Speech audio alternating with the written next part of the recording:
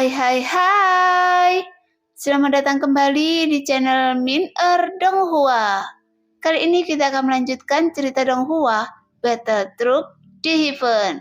Nggak pakai lama lagi, langsung aja kita ke ceritanya. Check it out. Tepat ketika mendengar apa yang dikatakan Cimi, Wanji sedikit terkejut, sehingga tatapannya sedikit berubah kepada Cimi. Saya pikir Anda adalah orang bodoh yang tidak punya otak. Namun ternyata saya telah meremehkan Anda. Tapi memangnya kenapa jika Anda mengetahuinya? Setelah datang ke sini, tapi saya pastikan itu akan menjadi kesempatan terakhir Anda.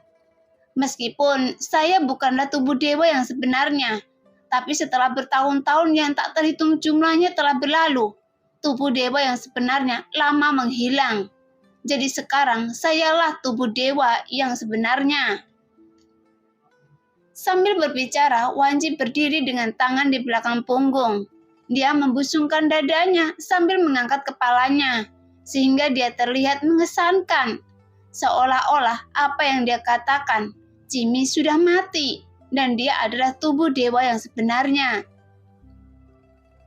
Saya tidak menyangka, ternyata Anda adalah idiot yang berbicara omong kosong. Tidak heran saya terjebak dalam momen ini selamanya. Jawab Cimi sambil terkekeh, namun dalam kata-katanya ada nada bercanda di dalamnya. Bahkan ada ekspresi menghina di wajah Cimi, seolah-olah dia sepertinya mengerti banyak hal saat ini. Hanya saja saat ini ekspresi wajah Wanji sedikit berubah dan ada keraguan yang terpancar di matanya. Cobalah lihat sekeliling Anda, apakah Anda belum menyadari adanya perbedaan sekarang? Segera tatapan Wanji persis seperti yang dikatakan Cimi. Setelah dia melihat sekeliling, dia menemukan ada asap dan debu di sekitarnya yang berangsur-angsur menyebar, dan puncak-puncak yang jelas-jelas runtuh karena dihancurkan. Namun tiba-tiba itu mulai terbentuk kembali, dan dia tidak menyadarinya sama sekali. Seolah-olah segalanya seperti memutarbalikkan waktu. Karena semuanya seperti kembali ke titik semula pada akhirnya. Jangan berbicara omong kosong. Bukankah dunia hebat memiliki kemampuan untuk memperbaiki dirinya sendiri? Jadi apa yang aneh? Wanji mendengus dingin. Sebenarnya dalam hal ini saya hanya ingin mencari tahu apa yang menyebabkan dunia besar lenyap selamanya dalam sungai waktu yang panjang. Dan apa yang belum Anda ketahui adalah Anda sekarang hanyalah bayangan masa lalu, dan Anda sebenarnya sudah lama menghilang. Cimi menghela nafas dalam-dalam, kemudian berkata perlahan, Anda hanyalah avatar yang bodoh, jadi omong kosong apa yang Anda bicarakan? Jika kita belum menghilang, lalu di manakah kita sekarang? Pembuluh darah di dahi Wanji berdenyut-denyut dan amarahnya terus meningkat. Mendengar itu, Cimi menggelengkan kepalanya dan tidak lagi menjelaskan terlalu banyak lagi. Hanya saja selama mereka berada di dunia besar ini, selain waktu akan kembali ke titik awal lagi.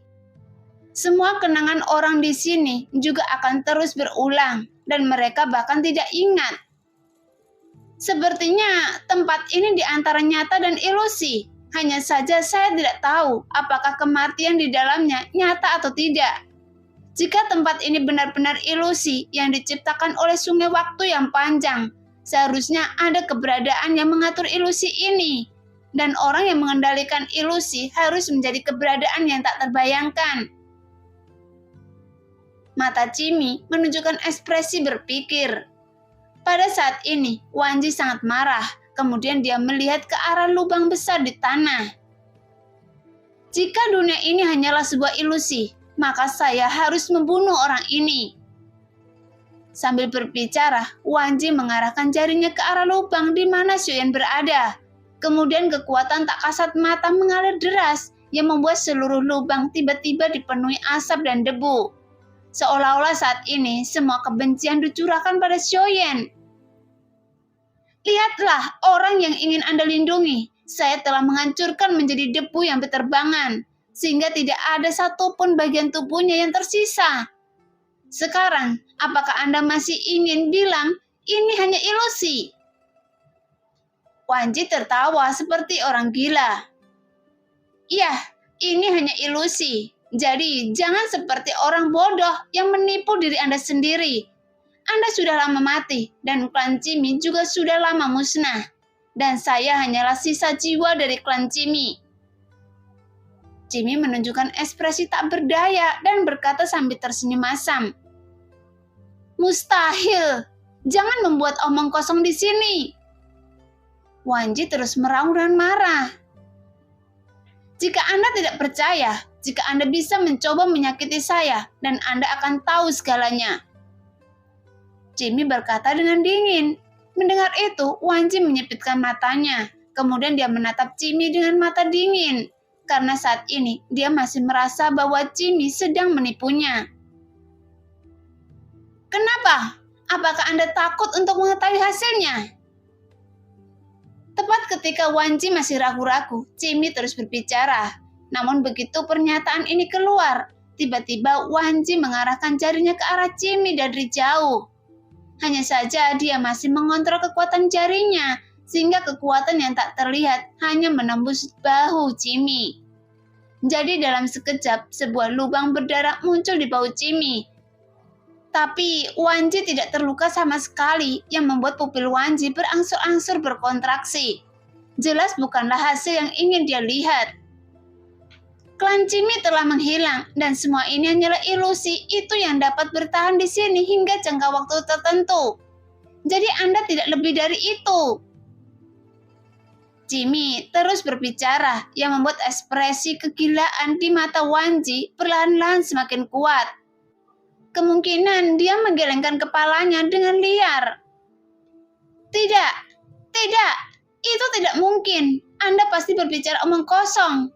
Tapi karena saya bisa menyakiti Anda dan tidak ada serangan balik, maka tidak apa-apa jika saya membunuh Anda terlebih duluan saat ini.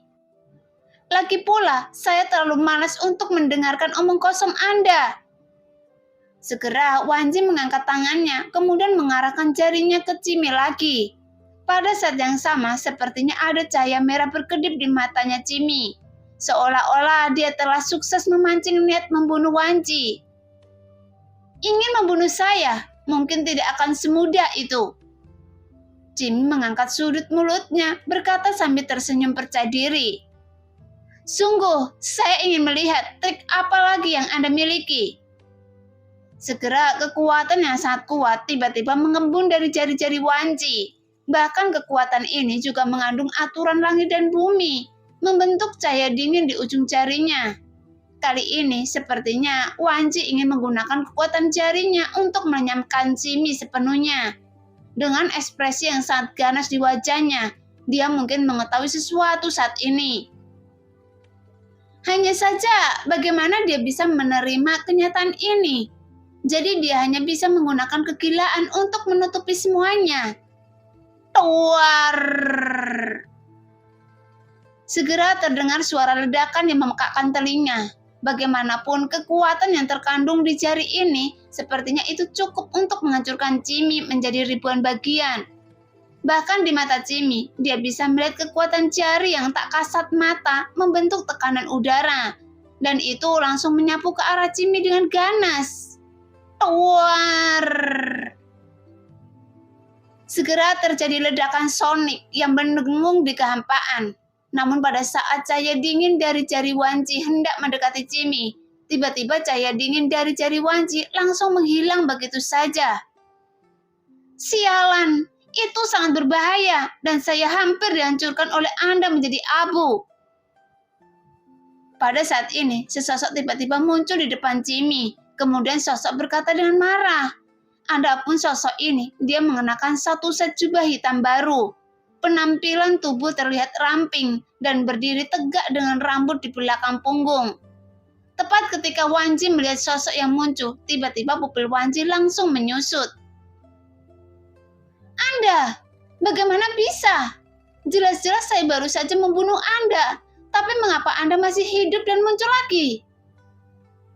Tentu saja, sosok yang muncul kembali di hadapan Wanji adalah Xiaoyan. Jadi bagaimana Wanji tidak tercengang saat melihat Xiaoyan?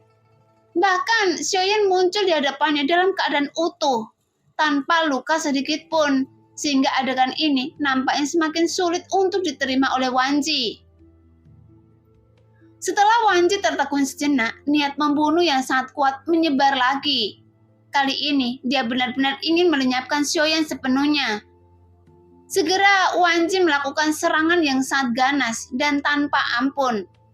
Segera ribuan serangan yang tak terlihat dan mengandung kekuatan yang sangat dahsyat dicurahkan dengan gila-gilaan. Adapun kekuatan semacam ini seharusnya bukanlah sesuatu yang tidak dapat ditanggung oleh Xiaoyan sebelumnya. Jadi dalam serangan Wanji saat ini bahkan lebih kuat dari sebelumnya. Menderita kematian. Wanji meraung dengan marah. Tepat ketika melihat serangan Wanji yang menyapu ke arahnya, Xiaoyan segera mengayunkan tinjunya dengan liar. Kemudian cahaya tinju keemasan tiba-tiba muncul dan langsung menyapu ke arah serangan Wanji dengan ganas. Bahkan saat tinju emas Xiaoyan meledak, seluruh ruangan mengeluarkan suara ledakan sonik. Seolah-olah seluruh ruangan sedang diperas kedua belah pihak. Saat kedua kekuatan bertabrakan, hanya saja saat tabrakan terus berlangsung, cahaya kemasan dari tinju Xiaoyan terus maju dengan ganas, yang membuat serangan Wanji langsung hancur berkeping-keping. Sekarang, saya hanya ingin meminta maaf, karena saya telah menyembunyikan kekuatan saya. Kali ini, saya tidak akan membiarkan Anda bertindak sesuka hati Anda. Xiaoyan berkata perlahan. Setelah suara Xiaoyan keluar, tiba-tiba dia melangkah keluar dengan telapak kakinya.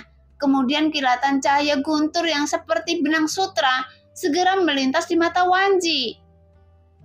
Segera sosok Xiaoyan tiba-tiba menghilang dalam sekejap. Tepat Xiaoyan muncul lagi, dia sudah berada di depan Wanji. Pada saat yang sama, sebuah tinju yang keluar dari pinggang Xiaoyan langsung menghantam perut Wanji dengan sangat keras. Tuar!